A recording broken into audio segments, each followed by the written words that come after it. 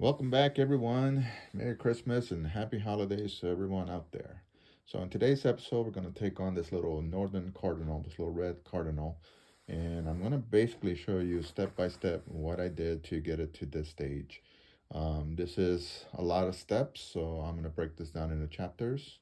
So, check out the chapters, go to the ones that you feel you need the most, or you can watch the whole thing and follow along. So, let me know what you think at the end of this video, and if there's things that you like, things that you don't like, I would love to hear from you. Okay. All right, let's go ahead and get started. So for the first step to prepare for this painting was to come up with a composition. So the first thing that I did was started doing a little research, and since we don't have cardinals in our area, I had to rely on some old photographs from my travels, as well as some photographs from online, as well as some videos from online. And I did several different drawings to kind of get a feel for different positions and get a general proportions of the animal. So this is the one that I decided on, and I did some of the ink work here just to kind of get a better idea as to where the values are going to be. And I'm actually glad that I did this, because once I kind of got it finished, I noticed that this area was too busy and the head got lost in here. So I went ahead and I scanned it into Photoshop and I made some changes. So the biggest change is I like the composition. I like the way that this moves, but I needed to create more of a space here so that the face wasn't hidden. So I moved this portion of the branch down and away from the head, and I completely changed this angle to open this area up completely. And then I went ahead and removed the background just so that I can get a better look at this area right here. And I believe that this is the one that we're going to go for with the painting. All right, with the composition figured out, now it's time to transfer this composition onto the watercolor paper. And for today's painting, I'm actually going to be trying this Arches watercolor paper, which is 100% cotton. I want to kind of get a feel for if there's a significant difference between this and the other stuff that I use that is a mixture of cotton and wood pulp. So this step is pretty straightforward. All we have to do is use the light table. So I'm going to take out a sheet of watercolor paper, place this underneath it, transfer it on with pencil. Now, the finished painting is not going to be inked at all. So this is just to guide me. But the actual painting is all going to be done with just straight up watercolors. So I'm going to go ahead and get this transferred, and then we'll see what it looks like when it's ready to paint. If you don't have a light table, you can use a window, or you can use graphite paper to transfer it that way.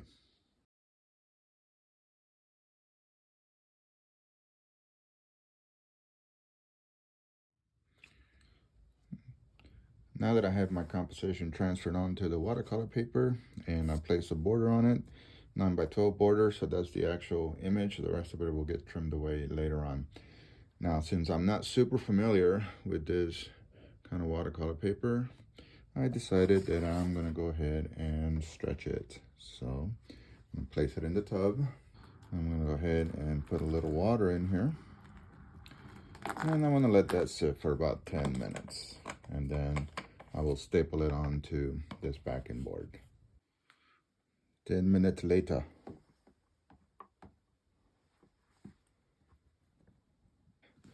So a lot of people ask me, when should you stretch watercolor paper, or should you stretch it? And my answer is, yes, you should stretch it. The bigger the paper, the more important it becomes. And whether you do it with staples or tape, it really depends on what your first layer is going to be.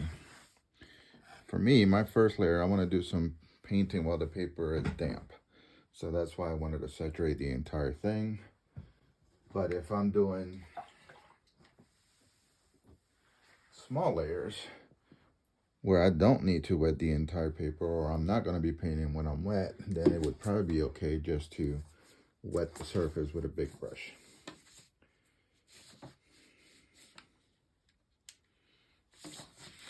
Now, I have a border around here to make sure that I keep the staples outside of that. All right, now that the setup is completely done, I am ready to start painting. So what I want to do is I want to actually start on this area back here. And I want to keep that kind of like a bluish gray. And the best way to do that is to take a little bit of brown, and I'm working on a dirty palette because the background is just not that critical for this painting. So I'm going to start here with some brown or some burnt sienna.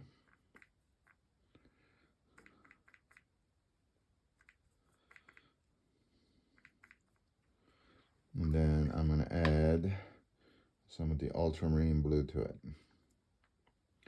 And that creates a really nice grayish color. And because I'm working with these two colors, if I wanted to do a gray side, I can add more brown. If I wanted to the blue side, I can add a little bit more blue. Or if I wanted to the brown side, I could add a lot more of the brown. I kind of want it to the blue side. So, mix up some. Now the paper is still nice and wet. Now I'm going to start painting, and I'm not actually going to mask off the snow. I'm going to just go ahead and start putting in the colors, and I'm just going to be kind of careful. Try not to get it too much into the snow area.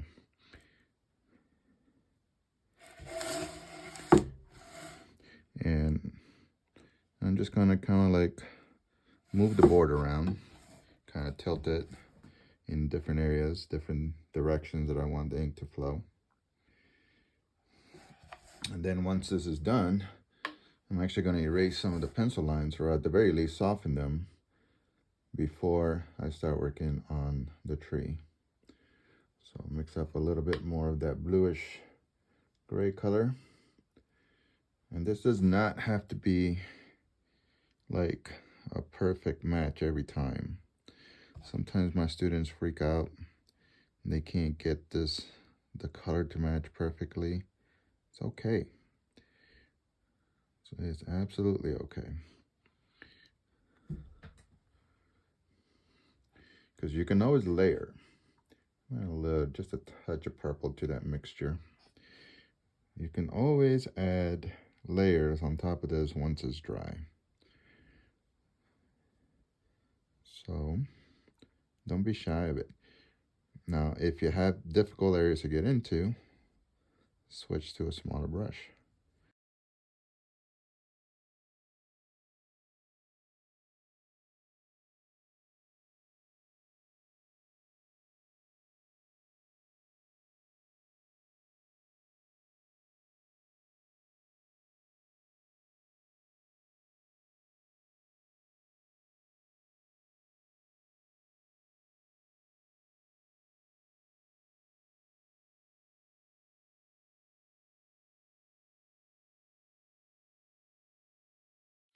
All right, so I got this area painted back here, and I did a little bit of underpainting on the bird itself, just to kind of see how that purple and the yellow and reddish colors are going to react together, and I think it's going to work out really, really well. So the next thing that I want to do is I want to start working on the trunk, or excuse me, I want to start working on the tree branches, the part that we can see underneath the snow. So I know a lot of my students are like, well, trees are brown. Well, no, not necessarily. So the particular tree that I'm working with has kind of a grayish tint to it, but it has a tiny bit of green in it. So I'm going to mix up a decent amount of gray. And we do that with the burnt sienna and the ultramarine blue. A pretty good size. It's a little bit too blue, so I'm going to add a little bit more brown to it.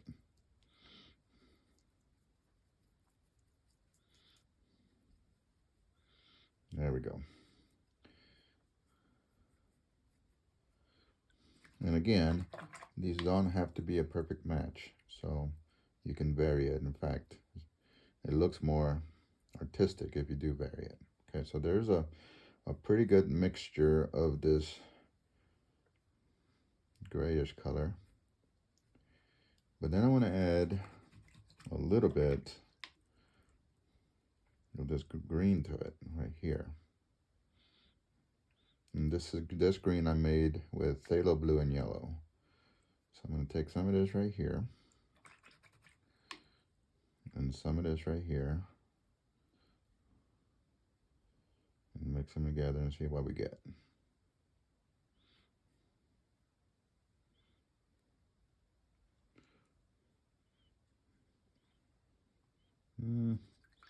That's pretty close. I think it needs a little bit more, just a little bit more brown or burnt sienna.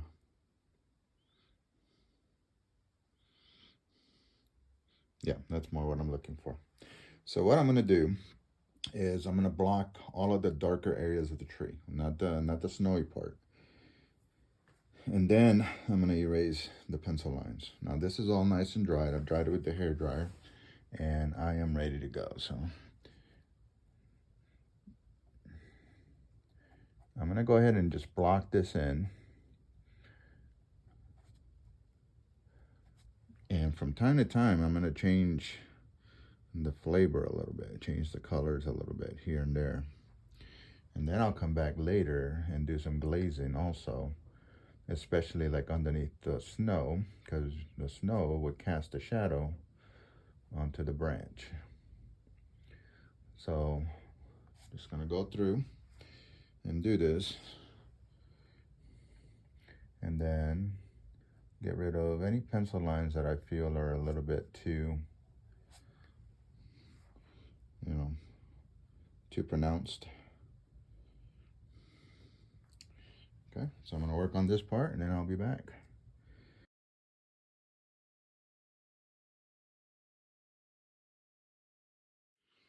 All right, so I got most of the background underpainted. Now I want to do a little bit of work on the snow. So before I do anything on the snow, I want to go through and erase as many of these pencil lines as I can.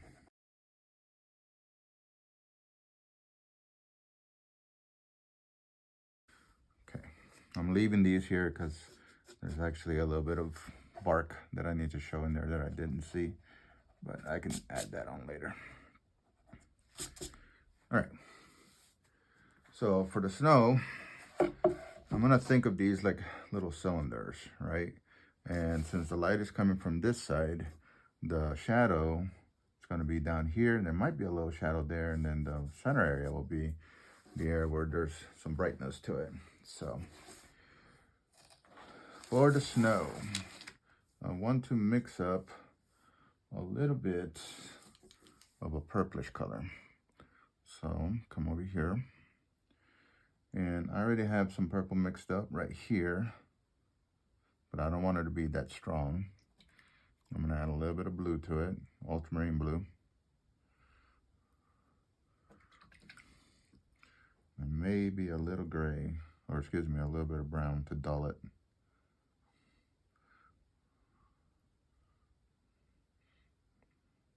So we get this nice purplish gray color.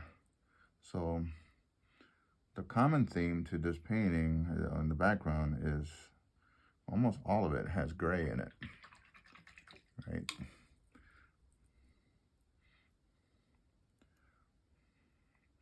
All right, let's do a little test with that and see what it looks like. So I'm gonna do a small area up here, and I'm gonna work upside down, just like this, make sure it's in camera. All right, so I wanna make sure that when I lay the snow down that it looks nice and smooth. So the best way to do that is to wet the area that I wanna paint with just clean water. Bring that over here.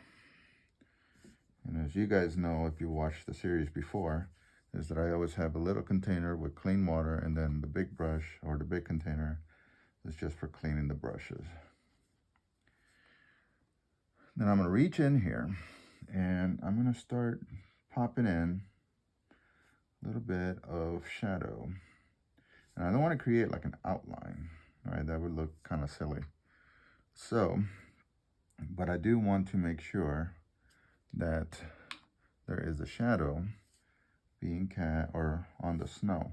And the reason that I like this mixture is because it has some of the same colors that we use in the background.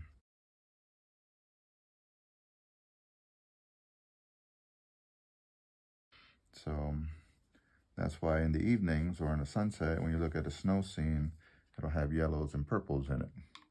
On a gray day, stormy day, you'll see a lot more gray. On a clear blue sky day, the shadows on the snow tend to look to the blue side. Now, I want to do a little bit on this side as well, but I want to make sure that this area here stays bright, okay? So, reach in here, and just this little edge here.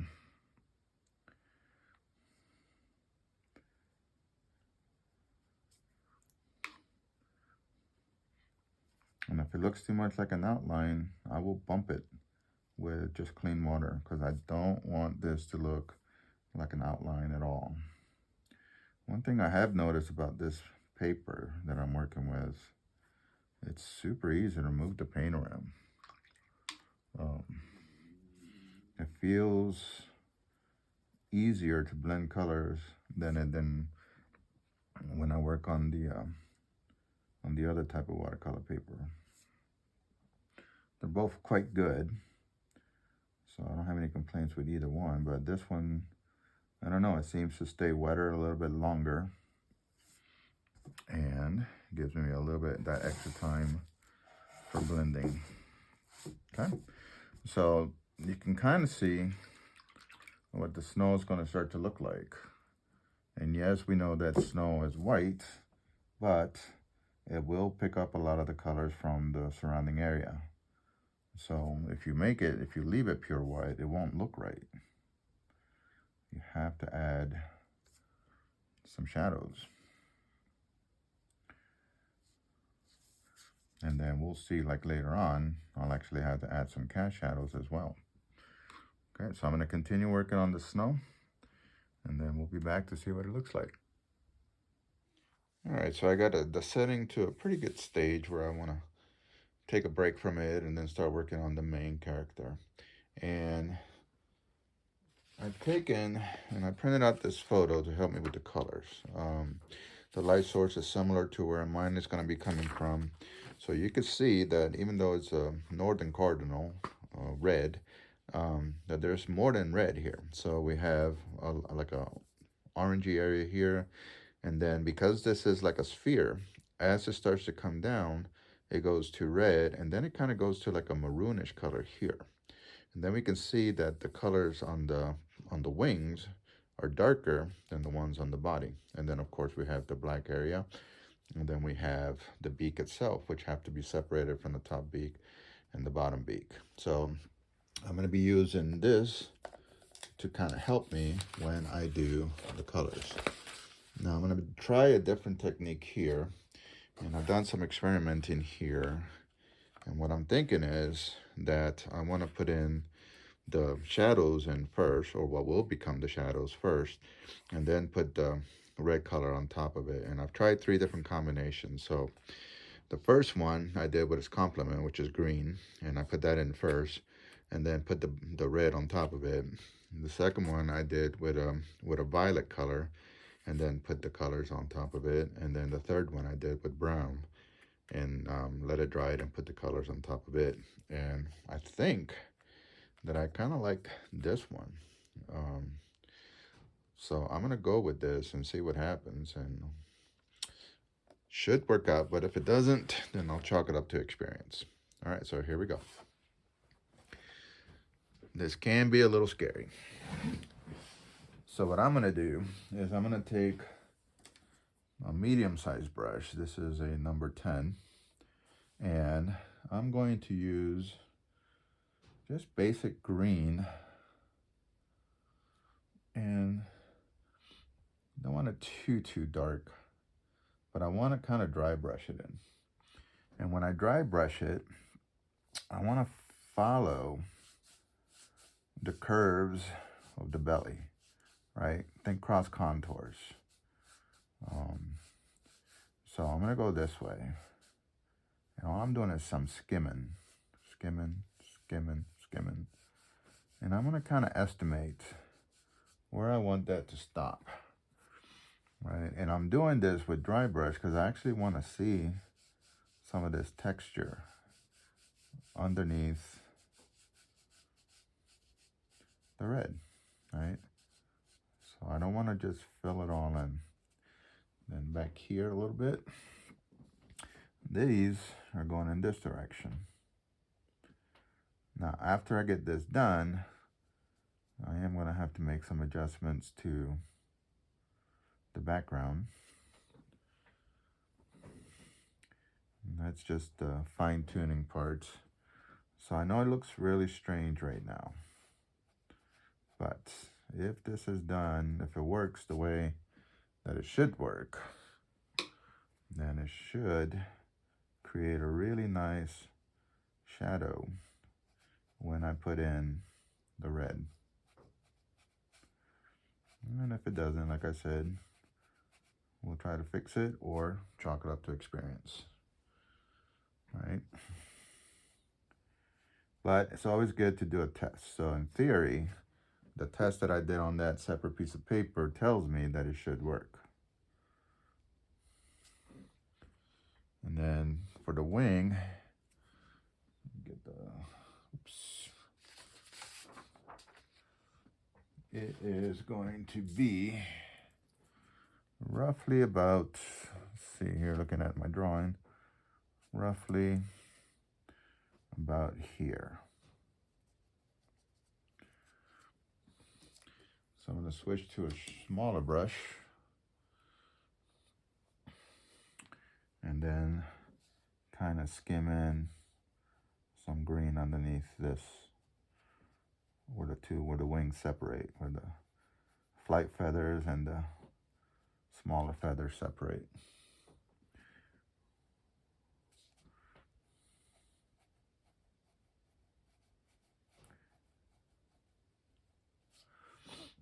And then I also want some on this side of the face.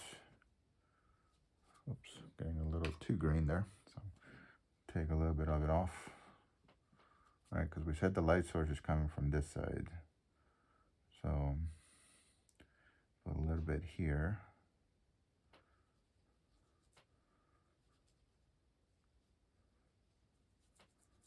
Fade it out. Then a little bit more here. So I know what you're thinking. He messed this whole thing up. Well, maybe I did. But we won't know until we put the red on. Now, I have to dry this thoroughly.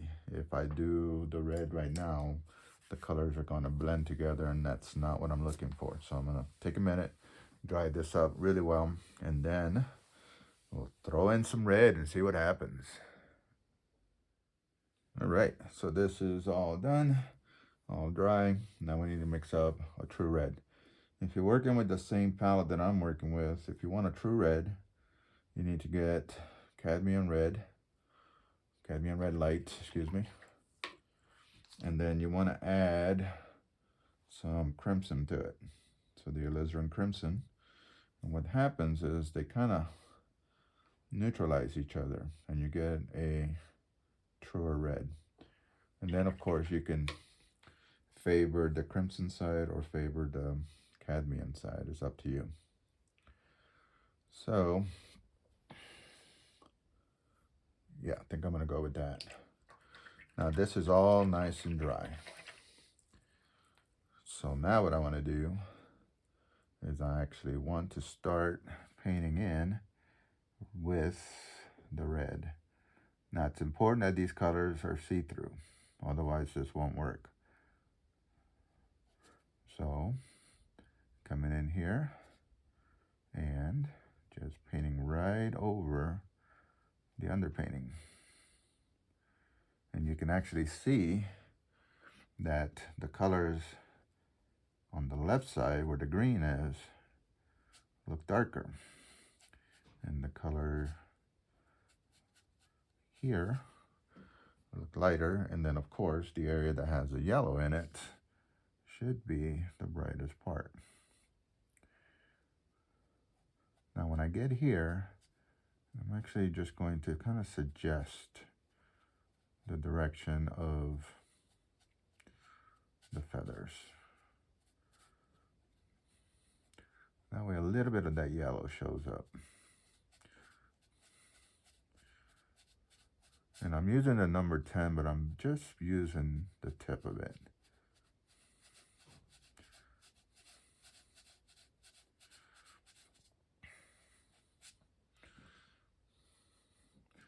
And it seems to be working pretty darn well.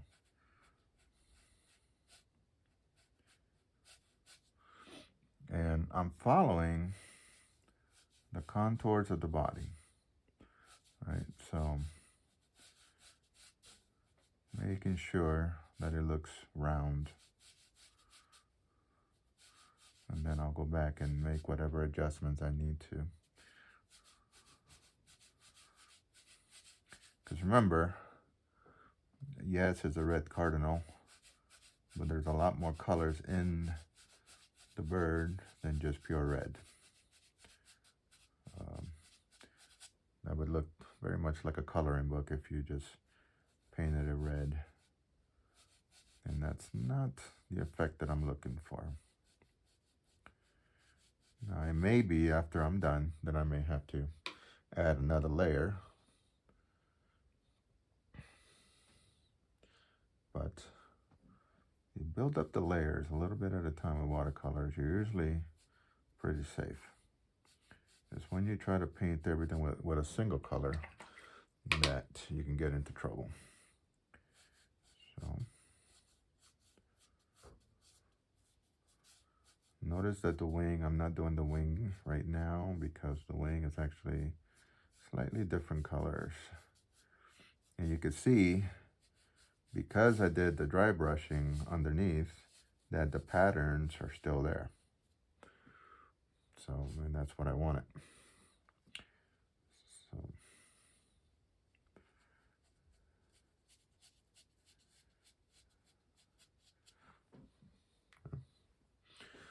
and I'm going to continue this down to the tail.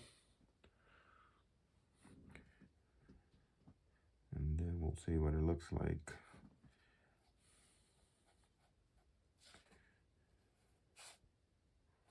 And then I will have to do a little bit of editing and separate different parts of the tail from each other, but that will come in the final stages.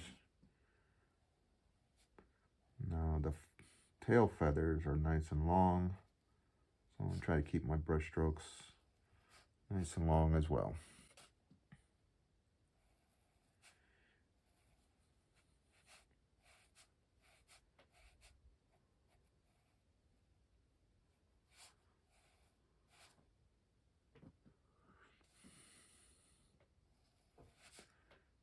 And then, once all this is done, we'll go back and start adding some cast shadows and just kind of bringing everything together.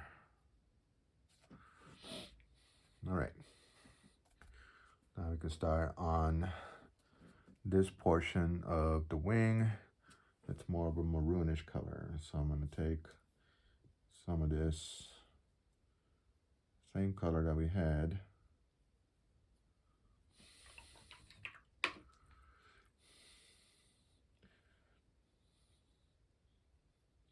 And I'm going to dull it just a little bit. And I think I'm going to dull it with a little bit of the purple.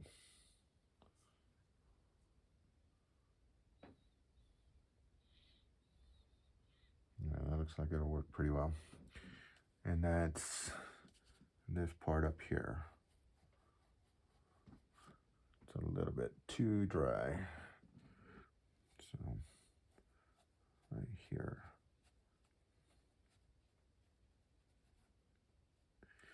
since the light's here, a lot of this will stay in shadow. Then it kind of comes out just a little bit like so. So revealing some of this lighter color that's underneath, like so.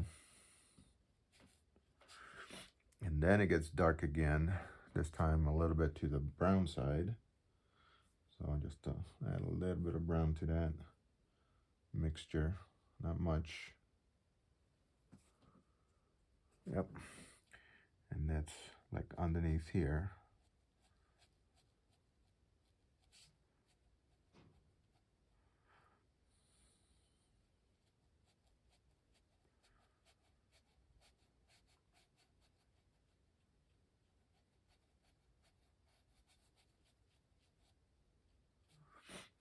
And then here, we're back to that reddish color with a little bit of separation between the wings. So what I'm gonna do is I'm going to go in here with this greenish color.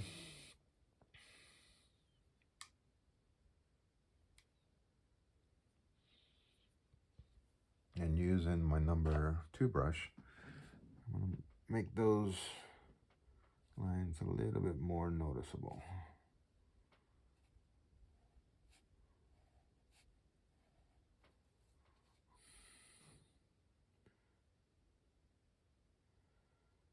And that way when I put the red on it, it should show up, these separate, they should show up underneath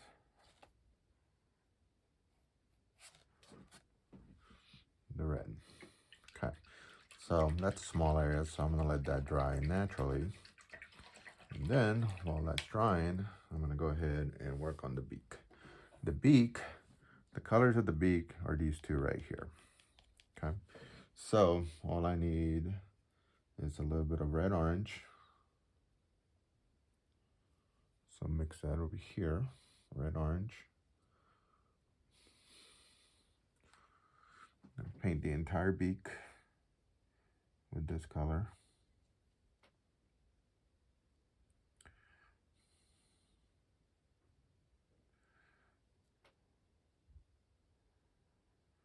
And then add a little bit of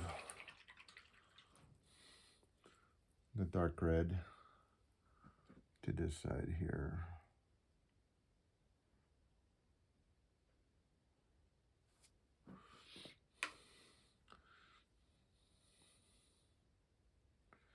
And this side here as well. And I'll lift a little bit of a highlight here. So lifting just means you go in with clean water and you literally remove some of the paint. There we go. Now we gotta let that all of this dry. I'm gonna hit it with the hair dryer, and then we can start working on the dark area behind the beak and on the wings. And then we look at it, and we'll take a look at it, and then start doing the final touches. All right, so this is what we got so far. So the next thing that I want to do is start working on the dark area here. I want to do the dark feet, and then I think I may add one more layer of red, especially in this middle area right here.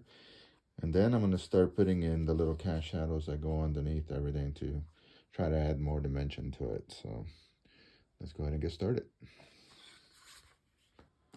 For the black area, this is one time where I'm actually going to use black watercolors. Normally I don't.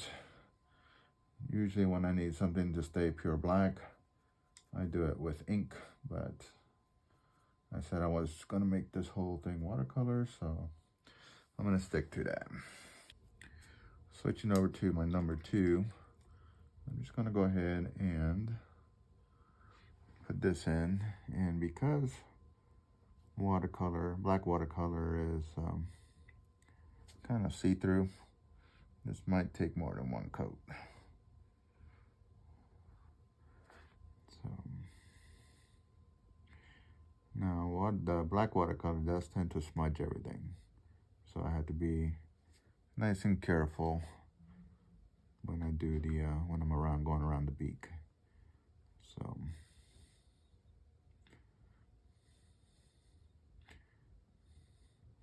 the eyes, from the angle that we're looking at this particular bird here, they're virtually impossible to see. So I'm not gonna do a whole lot with that. I'm gonna leave a little speckle where the light might be hitting the eye on this side, but really you're not gonna see much because of the angle.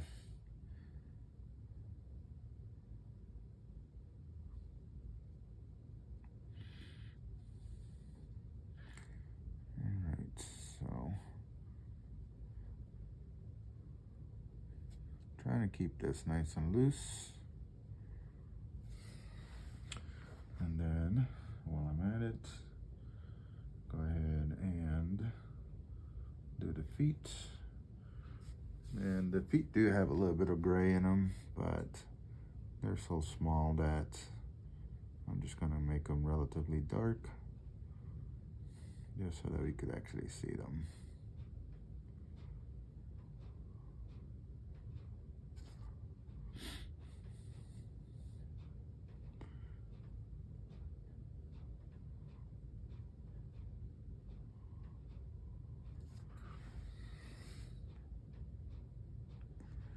There we go. All right, so while that's drying, I'm gonna go ahead and start suggesting some of the shadows from the snow. Now, we know that the snow is thick, so it will cast a shadow on the bark of the trees.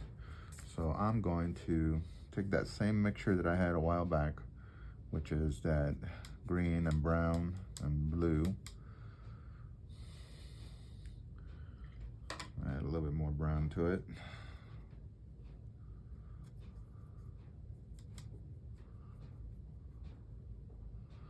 Let's see. Yeah, that should work out. And all I'm gonna do is I'm gonna start putting in some cast shadows underneath the snow. But I'm gonna do a little section here. I have to make sure that it doesn't look like just a big old stripe.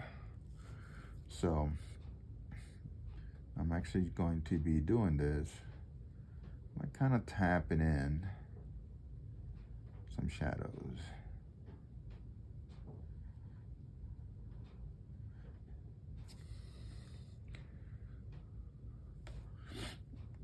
And not too much,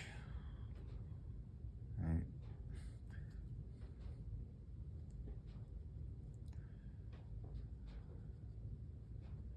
There we go. Keep them soft. Okay. And what that does, it helps add a little bit of dimension to the snow itself. So this is going to take a little while. This is like when you start really refining the details. And then we'll put some cast shadows from the bird as well. So I'm going to work on this for a little bit and then come back and kind of show you what I got. But it's these little details that really start to bring this whole painting to life. All right, so that just about gets it. I think I'm gonna add a little bit more red, especially to the midsection there. I do like the lights and the darks, but I feel it's a little on the orange side, so I'm gonna add a little bit more red. And then that's pretty much it. I don't believe that I'm gonna add falling snow on this one. I kind of like it the way it is. More than likely, I will add just a few more little branches and stuff just to kind of help set the mood a little bit. But overall, I think this one turned out pretty well. So we'll take a look at it once it's done, and then you guys can give me some feedback. So going back to this mixture right here, and that's cadmium red lights and alizarin crimson. And I'm just going to go right over this just one more time. Again, making sure that the colors are transparent so that those shadows will show up underneath. I'm going to stay away from the wing.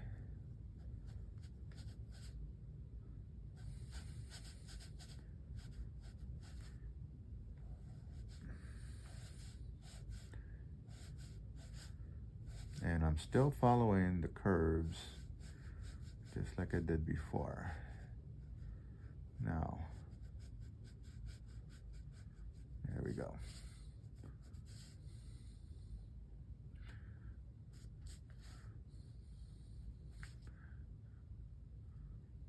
I do want to fade that out a little bit, so I'm just going to grab a little bit of just plain old water and fade that. Otherwise it looks like an outline, and that's not what I want. I just want it to fade. I must say about this paper that it is really nice moving colors around, and definitely a lot easier to lift colors than with the paper that I use. So, but when you look at it up close, it does have a little bit of a grain to it. So, but I'm okay with that.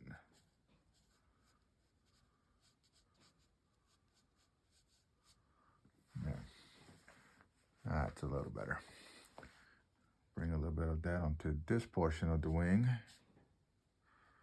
Not much.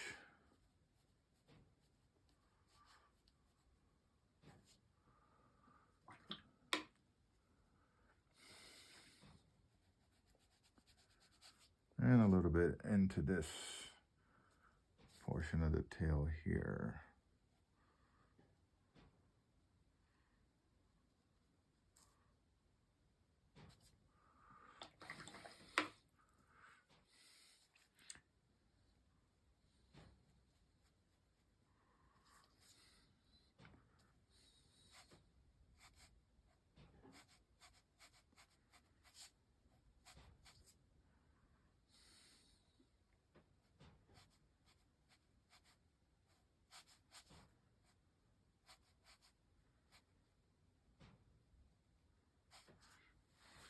All right. I really brighten it up quite a bit.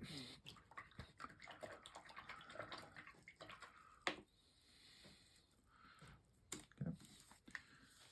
I reach in to this color that I made for the base of the tree, and using my number 2 brush, bring it to a point, and just start picking out areas where I want to create some little branches. So just to kind of tie everything back together.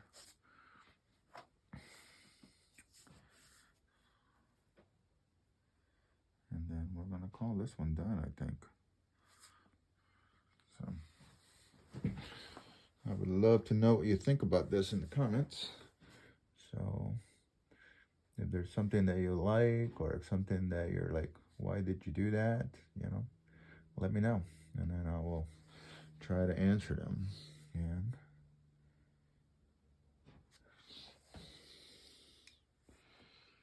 okay, one more layer of black.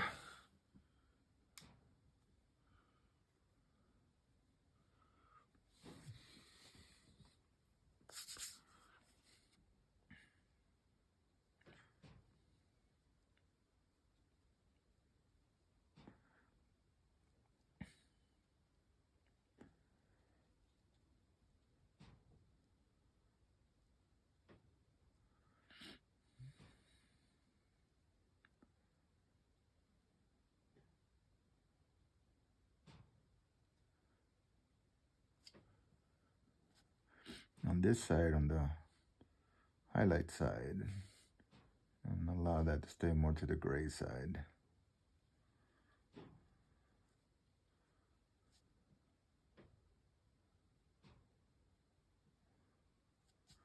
And there's a little bit back here, not much. And maybe just a little bit more underneath the wing. Fade it away.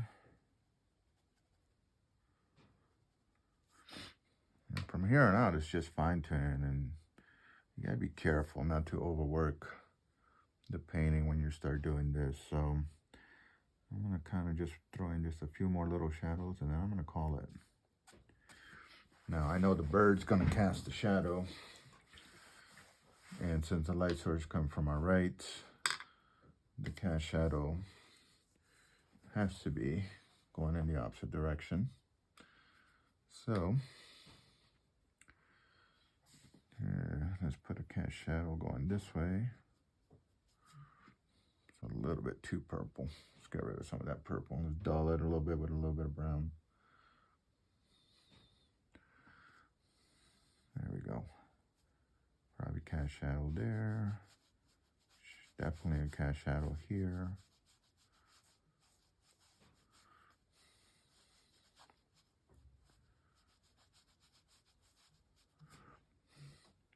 I'm sure that this branch would be casting a shadow here.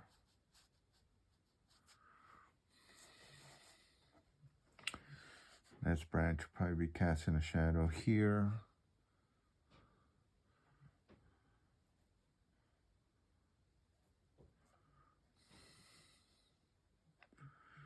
And